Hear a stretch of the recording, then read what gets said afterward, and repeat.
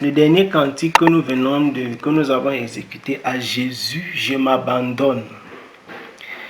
Ce qu'il me donne, ce qu'il me dit, je le crois, et je prends ce qu'il me donne.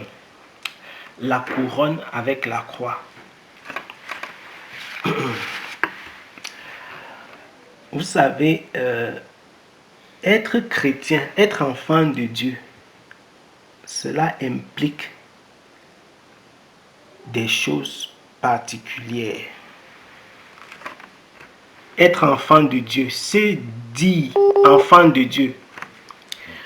Quand tu dis je suis chrétien, je suis enfant de Dieu, ça implique quelque chose de particulier. C'est pourquoi la parole du Seigneur déclare que c'est avec la bouche qu'on dit Jésus-Christ est Seigneur, mais on croit avec le cœur.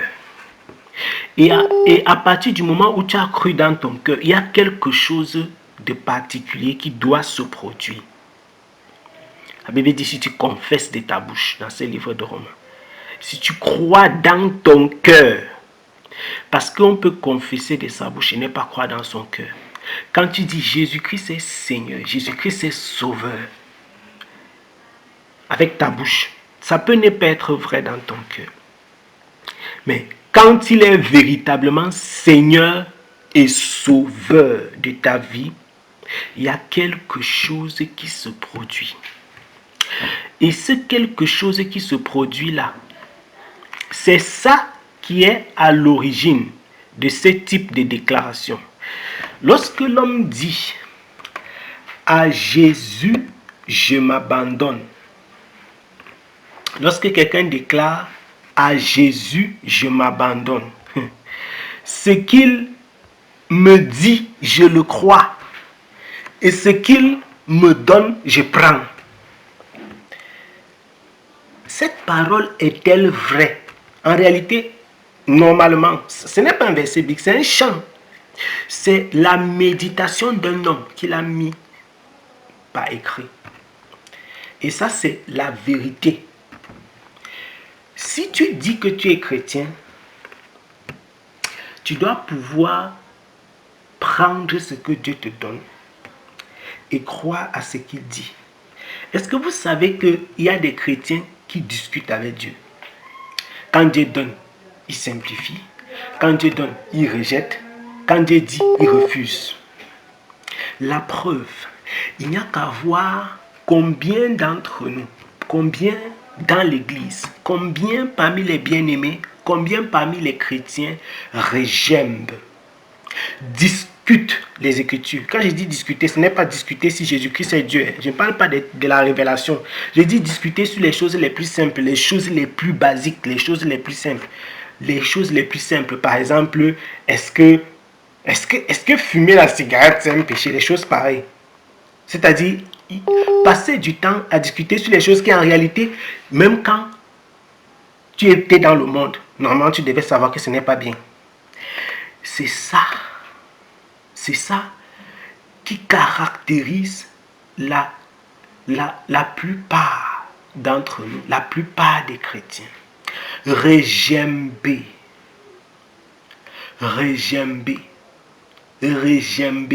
toujours discuter, contredire. Et quand j'ai lu les premières phrases, ou alors la première strophe de ce chant, vraiment, c'est une chose difficile que de prendre ce que Dieu donne. C'est bien de chanter, ah Jésus, ce qu'il me dit, je crois. Ah bon? Quand Dieu te dit, va faire telle chose, tu es sûr que tu acceptes toujours? Est-ce que lorsque Dieu te dit, abandonne telle chose, tu acceptes toujours? Il y a des personnes qui sont dans des choses, quand Dieu parle, il rebuke, que je te chasse au nom de Jésus. Il chasse Jésus au nom de Jésus. Quand Dieu parle, il s'oppose et il s'impose.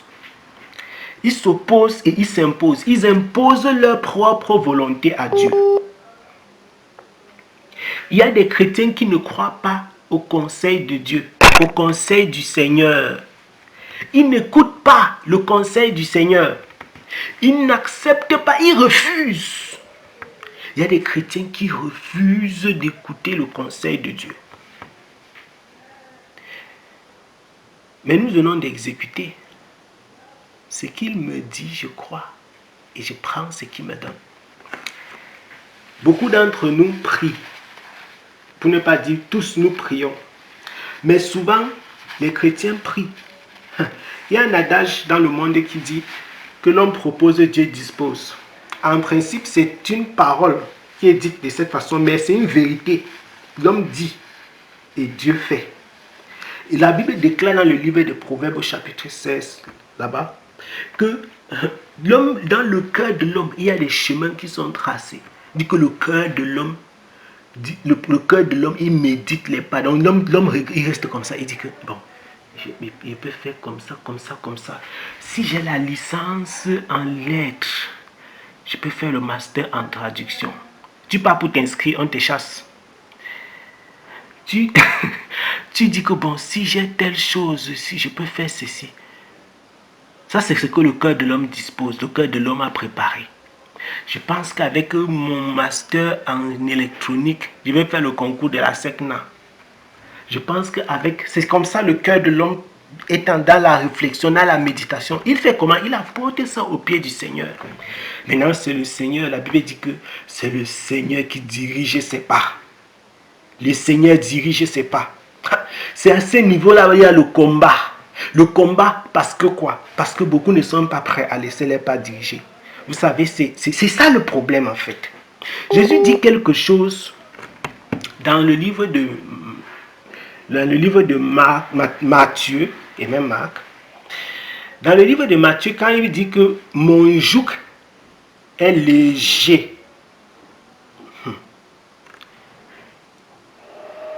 Il dit que son joug, son fardeau est léger, son joug est doux. En fait, qu'est-ce que cela signifie? Mon fardeau est léger, mon joug. Qu'est-ce que en réalité, qu'est-ce que cela est? Qu'est-ce qui est caché derrière cette déclaration quand Jésus dit que venez à moi, vous qui êtes fatigués et chargés, je vous donnerai du repos. Et quand il dit maintenant que ce que lui, il nous donne, c'est léger. L'un des plus gros problèmes que nous avons, c'est obéir à la voix de Dieu. C'est laisser Dieu faire. C'est laisser Dieu faire. Et l'une des meilleures choses qui puisse arriver aux chrétiens, c'est d'atteindre un niveau dans sa croissance spirituelle où il ne force pas la volonté de Dieu. Vous serez des hommes et des femmes bénis quand vous arriverez à un niveau où vous ne forcez pas le Seigneur, où vous écoutez Dieu à travers les expériences vécues au quotidien et où vous observez la manifestation de la grâce de Dieu dans chaque chose qui se passe. Là alors la parole-ci sera vraiment, vraiment réelle. Ce qu'il me donne, je prends. On n'est pas toujours prêt à cela. Et donc, certaines épreuves par lesquelles nous devons passer pour atteindre la couronne, on cherche les shortcuts, on veut prendre des raccourcis. La Bible déclare que Jésus dit que vous allez quand même souffrir, mais n'ayez crainte. N'ayez crainte. Il a vaincu ces difficultés. Et même dans certains aspects de notre vie, il y a des difficultés qui peuvent et qui seront souvent attachées. Mais nous ne devons pas craindre. Nous ne devons continuer à trust Dieu. On doit continuer à croire fermement. Parce que le Seigneur n'est pas un menteur. Même dans les épreuves les plus rudes. Si Jésus-Christ a vaincu dans les difficultés, quand la Bible dit qu'il a vaincu le monde, vaincre le monde, ce n'est pas qu'il a pris des armes et il a combattu le monde avec une arme. Non. Vaincre le monde, c'est aussi vaincre la résistance qu'il y a dans ton cœur. Écoutez-moi bien dans ce que je suis en train de dire. Vaincre le monde, c'est vaincre la résistance qu'il y a dans ton cœur et qui s'oppose à la volonté de Dieu. Parce que le monde, c'est un esprit. Le monde, c'est un esprit. La Bible déclare que Jésus-Christ a opposé une résistance farouche à Satan et il est parti en attendant de trouver un moment plus favorable. C'est ça vaincre le monde.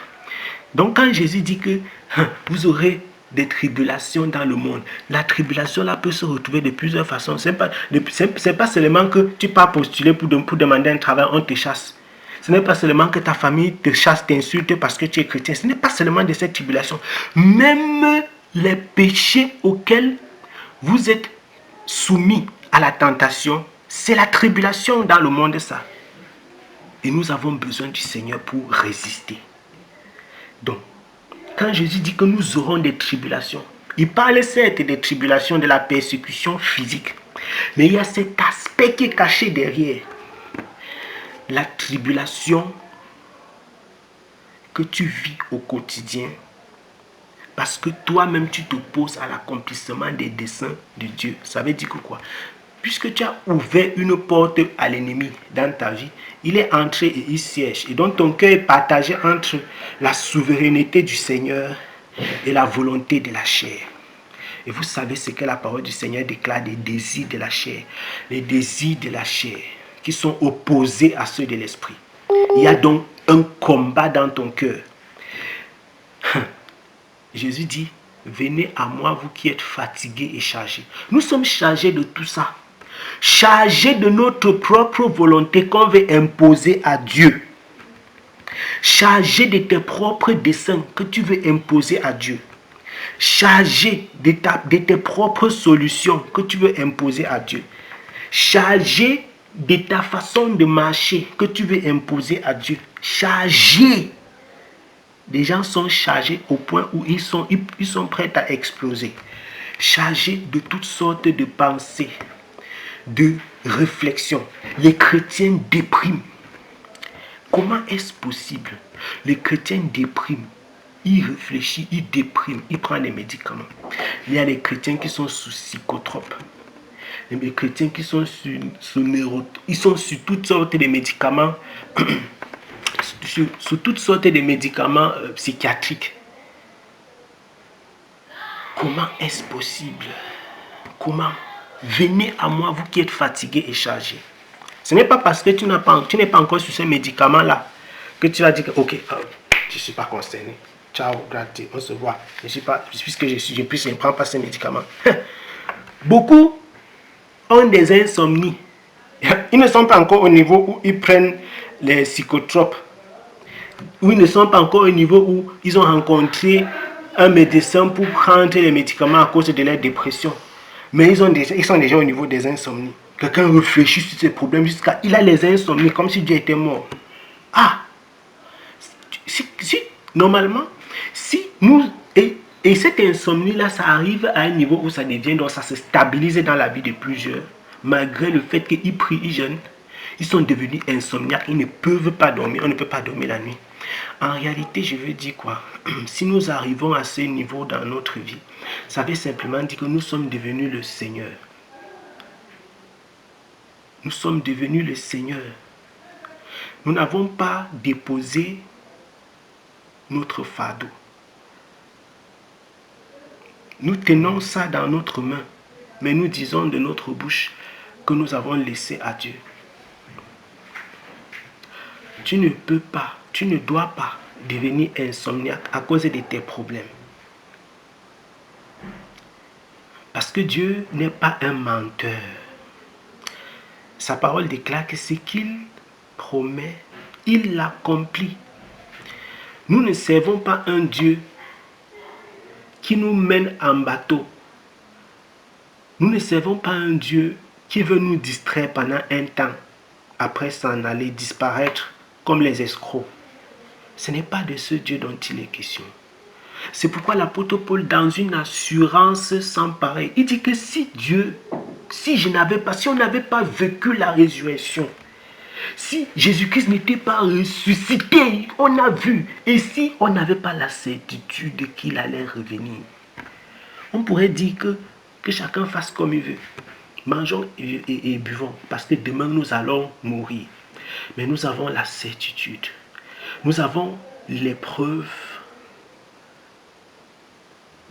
Et la preuve par preuve. Vous n'avez pas dit la preuve par 9, comme on faisait à l'école primaire. Que la parole de Dieu, la Bible est vraie. Que Jésus-Christ est Seigneur et que sa volonté s'accomplira certainement. Donc, je voudrais nous exhorter à ceux qui ont des sujets de prière. Parce que, enfin, tout le monde a toujours un sujet de prière.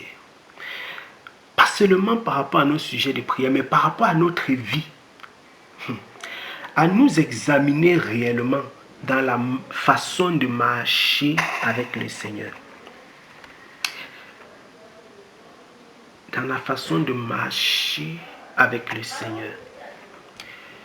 La façon de mettre en pratique cette parole. Il dit, venez à moi, vous qui êtes fatigués et chargés. Parce que le chant, s'il vient seulement, ça venait seulement s'ajouter à ce texte en fait. Tu peux dire à Dieu que si tu me donnes, je vais prendre. Mais Dieu te donne, tu jettes. Ou bien tu simplifies. Et comme nous avons un Dieu qui évolue d'une façon que nous ne pouvons pas soupçonner, il arrive que plusieurs perdent des grâces excellentes parce que leur cœur n'est pas prêt à avancer avec Dieu à son rythme. C'est pourquoi le Seigneur Jésus-Christ, il déclare, il dit qu'on va enlever le peu qu'ils ont. Et à ceux qui avaient déjà, on va en donner encore. Mais celui à qui on a ajouté, est-ce que c'est ce qu'il avait dès le départ? Je m'explique mieux. Dieu te donne 2. Tu prends. Après tu regardes, tu dis que non, c'est petit. Et l'autre à côté, parce que tu as vu l'autre directement pendant qu'on te donne 2, lui la 4. Maintenant, Dieu dit on va t'enlever les 2 qu'on t'a donné pour donner à celui qui a 4. Et lui, il aura plus. Il sera maintenant à 6. Le peu que celui qui avait 2 là avait, il n'aura plus rien du tout. Ça veut dire quoi? Le fait, il y a des gens qui lorgnent. Ils lorgnent les dons spirituels des gens. Ils lorgnent la vie des gens. Oh, telle personne est mariée. Telle personne, son mari travaille dans tel travail. Telle personne, son mari est en Europe. Telle soeur, tel frère est monté. Tel frère, sa femme a fait ceci. Tel frère a acheté la maison. Tel frère a acheté la voiture. Il y a des gens qui passent le temps à lorgner la vie des autres. À convoiter ce que Dieu fait dans la vie des autres. Et on n'apprécie pas à sa juste valeur ce que Dieu fait pour nous. Ça fait que quoi? Il y a comme conséquence que nous négligeons le don que nous avons reçu. C'est ça la principale conséquence. Quand vous avez plus le regard fixé sur ce que Dieu a fait dans la vie des autres que sur ce que Dieu vous a donné, ça fait que ce que vous avez reçu là, vous ne prenez pas soin de ça. Et donc vous négligez. Ça fait que vous pouvez le perdre.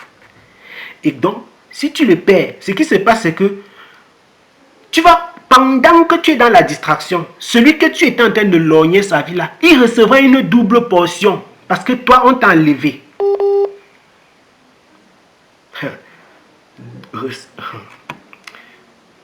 Venez à moi, vous qui êtes fatigués et chargés. L'homme est chargé aussi de sa propre volonté. J'ai dit dans la marche avec le Seigneur, chargé de sa propre volonté, de ses propres desseins, de ses sujets de prière qu'il veut à tout prix que Dieu exauce. Et il n'est pas prêt à accepter la volonté de Dieu. Il n'est pas prêt. Et même quand la parole du Seigneur déclare que tout ce que Dieu fait est bon, le gars reste comme ça, il me dit que quoi? Ah non, non. Tout ce que Dieu fait est bon. Il y a la partie telle, il y a telle partie. Est-ce qu'il y a telle partie? Non, je ne crois pas que tout ce que Dieu fait est bon. Je ne crois pas ça. Parce que on n'a pas déposé notre fardeau devant le Seigneur. Il y a la chair qui résonne, qui dit que non, non, toi-même, regarde telle personne, regarde-toi, quand même. Après, on verra donc quelqu'un qui était déjà à 4, quelqu'un qui était à 6, qui était déjà à 10. Il va continuer à... Et toi qui es là, tu continues à regarder gauche, droite. Et plusieurs avancent ainsi toute leur vie en opposant eux-mêmes farouchement leur propre volonté à celle du Seigneur. Malheureusement, c'est ce qui se passe. Malheureusement, c'est ce qui se passe même dans l'église. même dans la marche avec le Seigneur. Quand vous examinez ce qui c'est l'histoire, lorsque Jésus raconte la parabole des talents, comment est-ce possible? Nous ne sommes pas en train de faire une étude, parce que ça c'est une exhortation tout simplement, et puis on va passer. Comment serait-ce possible que quelqu'un, si tu as les regards toujours fixés sur ce que tu as donné à d'autres personnes, est-ce que tu peux multiplier ce que tu as reçu? Si toi, le dépôt que Dieu t'a fait, et au lieu de prendre soin de ça, tu as toujours le regard à côté,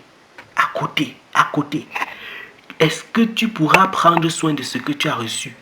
Et si tu le fais même, est-ce que tu pourras en prendre grand soin de la bonne façon? La Bible dit que si tu es fidèle dans les petites choses, tu vas encore recevoir. Parce qu'on va te confier celles qui sont plus grandes. Mais nous, on veut souvent sauter les étapes. Ça ne marche pas comme ça avec le Seigneur. Dieu n'est pas comme dans les sectes. Tu arrives le premier jour, tu offres le sacrifice, on te donne quelque chose, on te dit... Non, ça ne fonctionne pas comme ça avec lui. Ça ne fonctionne pas comme ça avec le Seigneur. Donc il faut nous examiner dans notre façon de prier, dans le regard que notre cœur pose, dans notre entourage, etc. Il faut examiner tout cela et voir si nous sommes disposés réellement à déclarer cette parole de façon vraie. Ce que tu dis, je crois. Et ce que tu me donnes, je prends. Est-ce que ce que Dieu dit, tu crois? Est-ce que ce qu'il te donne, tu prends? Et quand la parole du Seigneur déclare, venez à moi, vous qui êtes fatigués et chargés. Est-ce que tu as vraiment déposé ton fardeau au pied du Seigneur? Ou bien tu as... vous voyez ceux qui vendent les arts. Vous voyez ceux qui vendent... Moi, j'ai fait le commerce. Voilà. Vous voyez ceux qui vendent les archives là, ceux qui vendent les choses dans le plateau. Quand quelqu'un t'appelle, tu descends ça de ta tête comme ça, mais tu déposes sur les genoux. Voilà, c'est un peu ce que certaines personnes font. C'est-à-dire que tu enlèves le fardeau sur ta tête comme ça, mais au lieu de déposer au sol, tu arrêtes ça quand même sur les genoux comme ça pour dire que ok, si tu n'achètes pas tout le repas avec ma chose sur ma tête. Voilà. Déposer, c'est déposer totalement. Déposer totalement.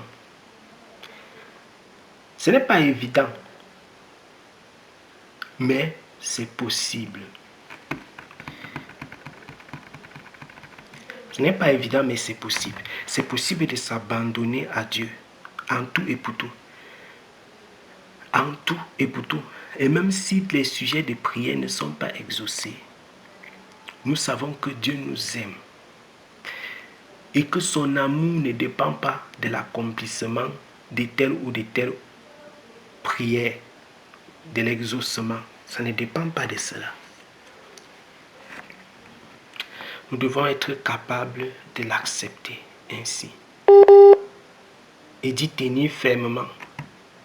Quel que soit ce que Satan est capable de te dire, tu lui opposes une résistance farouche. Farouche. Quand tu sais quelle est la volonté de Dieu. Quand tu sais qu'est-ce que l'Écriture déclare, par exemple dans ta marche de sanctification avec le Seigneur. Et quand Satan veut te donner les raisons, les raisonnements comme nous entendons dans le monde. Mais regarde-toi, tu es comme ceci, est-ce que tu vas vivre comme ça là? Est-ce que quand Satan te donne les raisons, les gens commencent à ouvrir leur oreille et dire que peut-être qu'il a raison, hein. Le cœur commence à se pencher. Le cœur commence à... c'est comme ça la séduction entre dans la vie de l'homme. Ce n'est pas toi seul, ce n'est pas à toi seul que ça arrive. La Bible déclare Jésus qui est le Seigneur des Seigneurs. Satan est venu vers lui et il lui a dit que mais comment tu es capable d'ordonner à cette pierre? Tu peux transformer la pierre-ci en pain.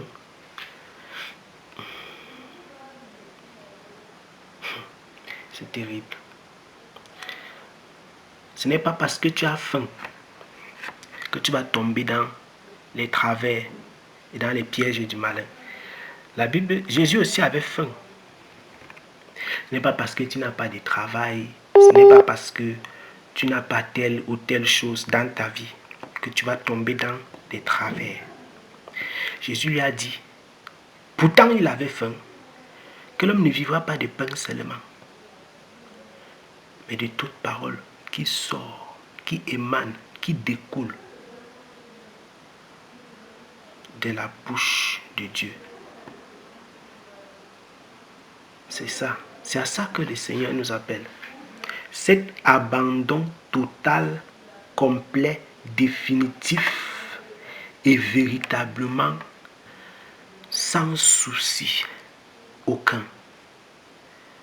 L'homme ne vivra pas de pain seulement, mais de toute parole qui sort.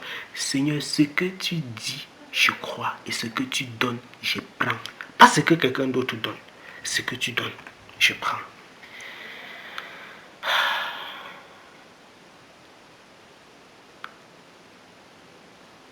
Ce serait merveilleux d'en arriver là. Nous serons des hommes bénis, des femmes bénies dans le Seigneur. Les personnes qui atteignent ce niveau de satisfaction en Jésus-Christ sont les personnes les plus heureuses. Et c'est pourquoi les gens les rencontrent et disent, mais comment est-ce possible? Ce gars, cette fille, elle n'a pas de travail. Pourquoi elle est si heureuse? Comment cette femme est pauvre, elle continue à aider, à recevoir des personnes dans sa maison, à héberger? C'est ça. C'est ça le secret. Quand tu as abandonné tout au Seigneur et que tu sais que le Seigneur t'aime, quoi qu'il en soit, et que son regard est sur toi, comme il déclare dans sa prophétie à Isaïe, il dit que j'étais gravé sur la paume de main. Quand tu sais que le regard du Seigneur est sur toi et que tu as tout abandonné à ses pieds, bien-aimé, tu auras un cœur différent. Et c'est à ce moment que même dans l'adversité, tu vas continuer à donner à Dieu la louange et l'adoration qu'il mérite. Tu vas continuer à prier pour les personnes malgré les difficultés par lesquelles tu passes. Tu vas continuer à élever la voix pour dire merci au Seigneur. Tu seras quelqu'un d'heureux. Heureux. Quel que soit ce par quoi tu passes. C'est ça. Déposer son fardeau et prendre pour le Seigneur. Et c'est la raison pour laquelle Jésus dit que son fardeau, il est léger.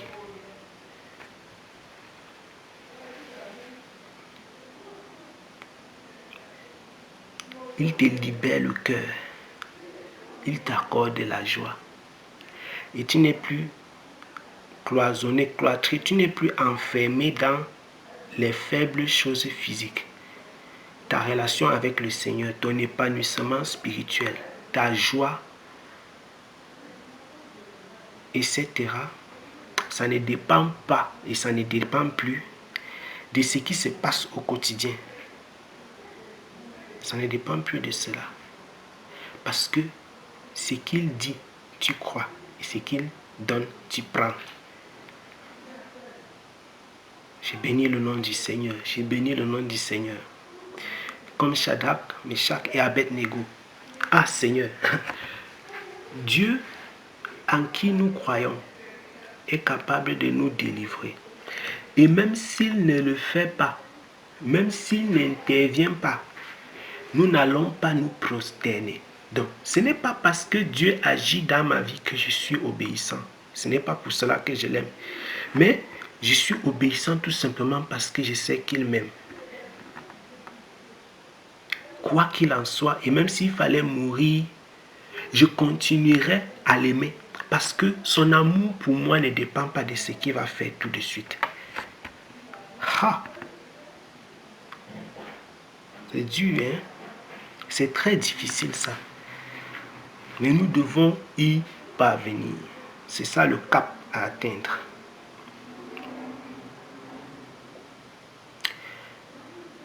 Venez à moi, vous qui êtes fatigués et chargés.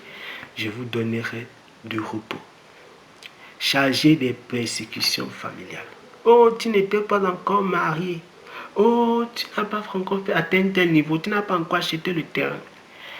Venez à moi, vous qui êtes fatigués et chargés de ces soucis-là. Je vous donnerai le repos. Je vous donnerai le repos. Le repos. Le repos. Le véritable repos se trouve dans le Seigneur. Le véritable repos, c'est lorsque tu rentres, c'est lorsque tu déposes tes valises à l'endroit où Dieu t'attend. C'est ça le repos en fait. Écoutez-moi. Le repos, c'est quand tu te retrouves à l'endroit où Dieu t'attend.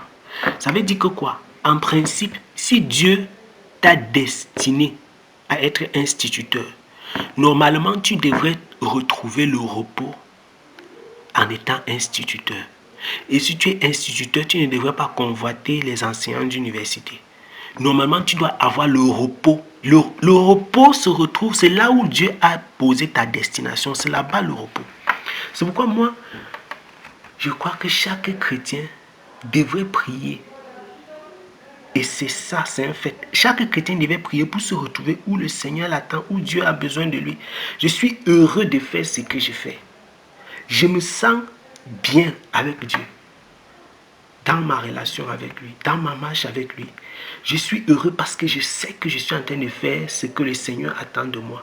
Sur le plan professionnel, sur le plan spirituel, dans l'œuvre de Dieu. C'est ça le repos, la joie. Et donc, les autres choses, même si ça ne marche pas, je sais qu'il y a un Dieu et il y a un plan.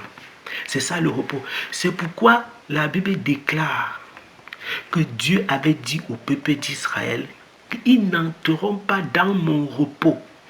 Le sabbat qui est la préfiguration de ce repos-là, ça signifie quelque chose. Le repos dont il est question dans ce texte, c'est quoi? C'est la terre promise. Pourquoi la terre promise est comparée au repos? Est-ce que ça veut dire que dans la terre promise là, il ne devait pas cultiver la terre avant de manger? Non. Mais étant donné que c'est la destination, c'est le lieu de la promesse, c'est ça le repos.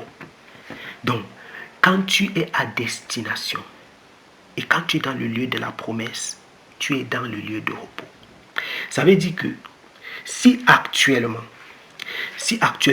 le Seigneur a destiné que tu dois être normalement en classe de 6e, et toi tu commences à dire que oh, tel camarade qui a sauté les classes a déjà eu son BPC.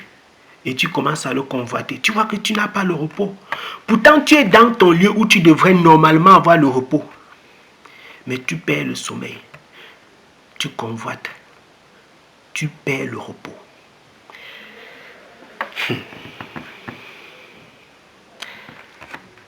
J'espère que vous me comprenez bien. Et ma prière, en fait, c'est que le Seigneur vous donne l'intelligence dans ces choses. Ça, c'est ma prière. C'est ça le repos. Je vous donnerai le repos. Le repos dans ta posture, dans l'endroit où tu te trouves. Dans le Seigneur. C'est accepter d'être dans ce qu'il a destiné pour toi en ce moment, pour chaque moment précis. Parce que c'est un repos. Le repos peut changer. Par exemple, le peuple d'Israël devait entrer dans la terre promise. C'est le lieu de repos qu'ils ont reçu. Maintenant, à un certain moment de ta vie, de ça, Dieu te déplace. Quand j'ai dit le repos peut changer, Dieu te déplace pour un autre endroit, toujours de ta propre vie, ainsi de suite. Et donc, ce repos que nous avons dans le Seigneur, sur le plan physique ici, c'est la préfiguration. Les personnes qui marchent dans l'obéissance totale, dans l'acceptation des desseins et de la volonté de Dieu, ils commencent déjà à vivre le paradis. Ils commencent à vivre la joie du Seigneur. Ils commencent à vivre sa suité. Parce qu'ils se contentent toujours de ce qu'ils ont et ils sont toujours satisfaits du repos dans lequel ils vivent durant toute leur vie. Dans les mauvais moments, dans les bons moments, dans les difficultés, dans la détresse, dans le deuil, dans les pleurs, dans la maladie. Ils continuent à s'affermir dans le Seigneur. Et ils vivent donc dans le repos, totalement le repos.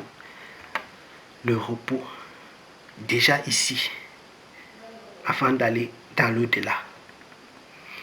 Venez à moi, vous qui êtes fatigués et chargés, et je vous accorderai le repos. Et donc le Seigneur déclare, il dit que non, ceux qui ont péché là, ils n'entreront pas dans mon repos, dans le lieu de repos, le lieu que j'ai choisi afin que vous puissiez vous établir de façon durable. Ils n'entreront pas. Mais regardez, malgré le fait que Israël était entré dans le lieu de repos, c'est pourquoi le Seigneur est en train de nous mener encore ailleurs là maintenant dans ce... Normalement, le peuple d'Israël devait vivre d'une façon particulière dans cet endroit. Ils ont vu la manifestation de la prophétie qui dit que c'est la terre où coule le lait et le miel. Ils avaient vu ça, ils ont goûté, ils ont vu et ils ont goûté. Ils ont eux-mêmes dit que yes, la terre si est fertile. Nos animaux sont gras.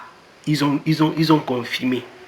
Mais quelles sont les raisons pour lesquelles Israël, dans la terre promise, avait des difficultés? Quand vous examinez les Écritures, vous comprenez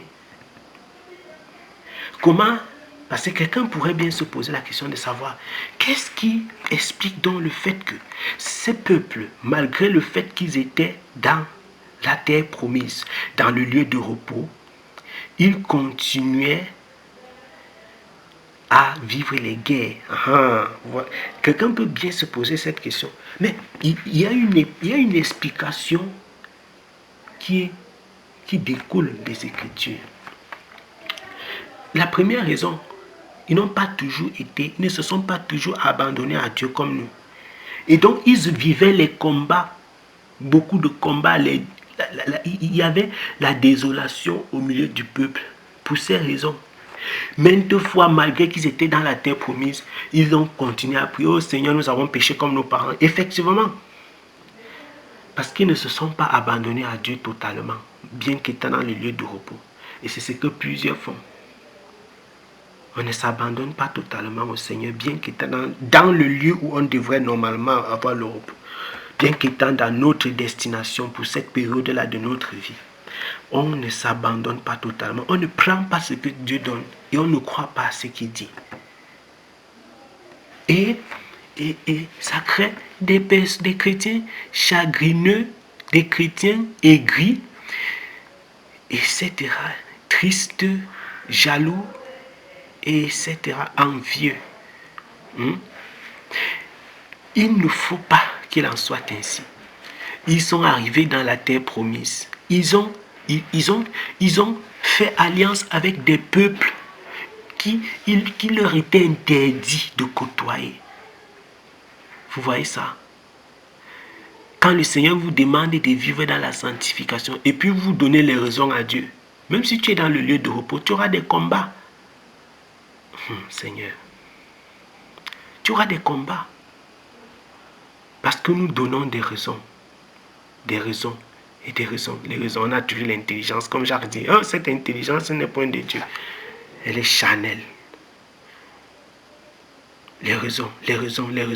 Faire alliance avec des peuples qu'il était interdit. S'associer à des peuples qui avaient d'autres divinités. Vous voyez comment on va avoir le repos. Se laisser séduire par d'autres nations, par les femmes étrangères, etc. Pourtant, ils étaient dans le lieu de repos, Et donc, on a constamment à affronter des guerres, on a des batailles, on a. Il y a toujours du trouble. Pourtant, on est dans la terre promise. Il ne faut pas qu'il en soit ainsi. Et pour nous encore, aujourd'hui, c'est bien le cas pour plusieurs. Ce n'est pas toutes les attaques, tous les conflits toutes les persécutions qui sont de l'ennemi purement. Certaines sont aussi à cause de notre comportement, de notre façon de vivre.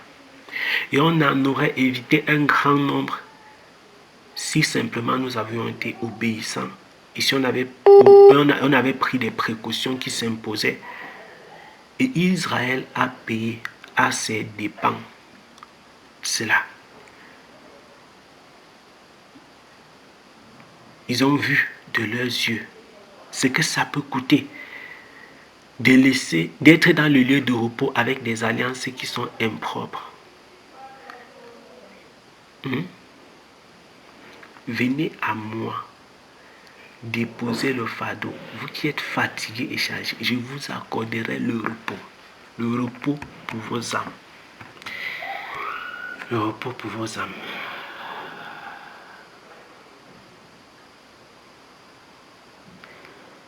Que le Seigneur vraiment nous accorde ce cœur.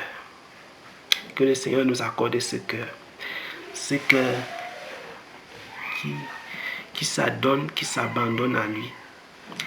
Qui croit ce qu'il dit et qui prend ce qu'il donne. Qui est patient et qui a le regard tourné vers le Seigneur. Qui s'attend à Dieu en toutes choses et pour tout ce que nous faisons. Ainsi, nous serons des personnes heureuses tous les jours de notre vie. Des personnes heureuses. Heureuses, quoi qu'il arrive. Heureuses, quoi qu'il arrive. Amen.